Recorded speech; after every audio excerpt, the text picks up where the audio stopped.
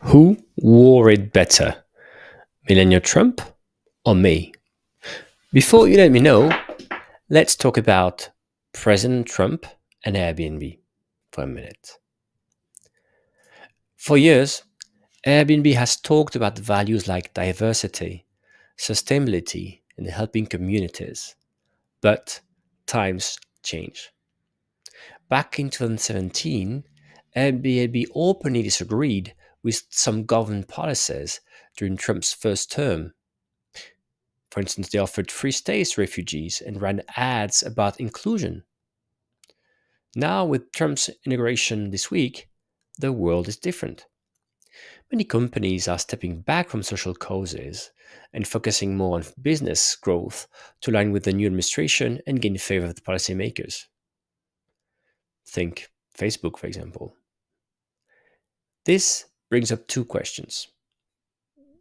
One, are Airbnb's messages still a good fit for young travelers today?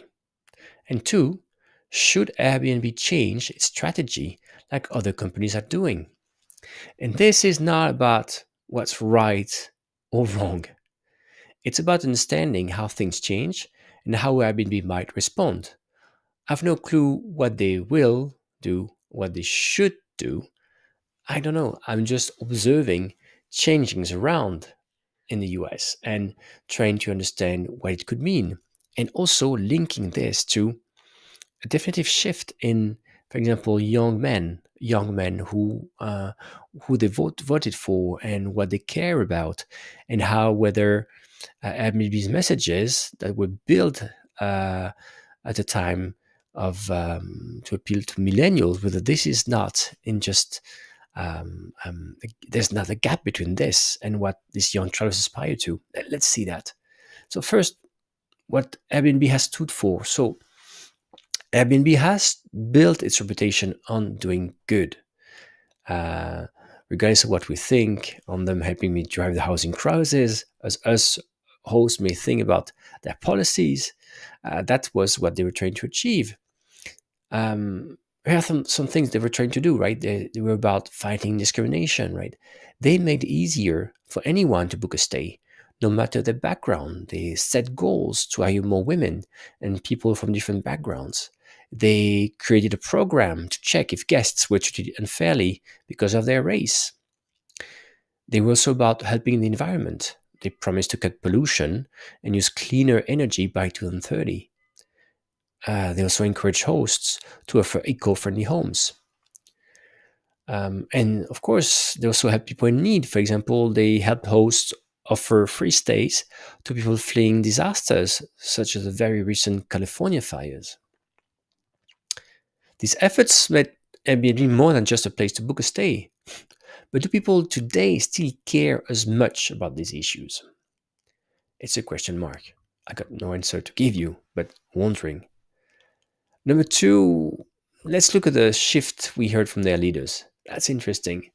Um, in 2017, one of Airbnb's co-founders, Brian Chesky, the current CEO, spoke against government policies on immigration.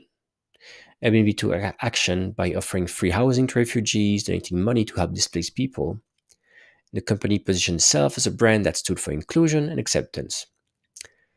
Well, now it's 2005, and what, 5 days ago, another Airbnb co-founder, Joe Gebbia, revealed that he voted for Trump in 2020. On social media, he wrote, "I did something my younger self would hate. I voted Republican."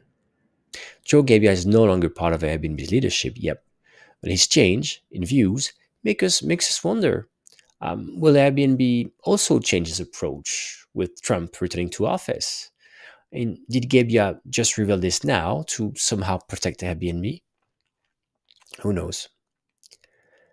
But let's go to a point again, which I'm interested about as a marketer, somebody in travel, right? Are today's young travelers different? Should Airbnb talk to them differently? So what's changed? Well, first I will mention big differences in genders, right? In the 2024 US presidential election, a notable gender gap emerged among young voters. Young men predominantly supported Trump, with 56% voting for him, while young women, especially women of color, favored Harris by 18 points. And the priorities of Jay Z men are different as well from what you could maybe expecting. Well, or not, if you know the current crisis, and if you know the cost of inflation and the rest. Many young men today prioritize affordability and practical benefits over social causes. They focus on saving money, securing good deals, and valuing convenience. This shift suggests that Airbnb's emphasis on social responsibility may not resonate as strongly with this group. So, what could Airbnb do here? I don't know. The question is open, right? Should Airbnb highlight lower prices and seamless booking experiences more than social issues to appeal to Gen Z men? Can the company maintain its core values while broadening its appeal to this other audience? Last thing, what are other companies doing? Well,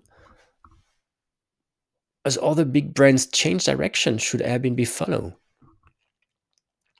Big companies like banks and airlines are stepping back from social causes and diversity initiatives and the rest. They're focusing more on making money to align with the new administration's priorities. Right, quite a few of them are stepping away from environmental policies, for example.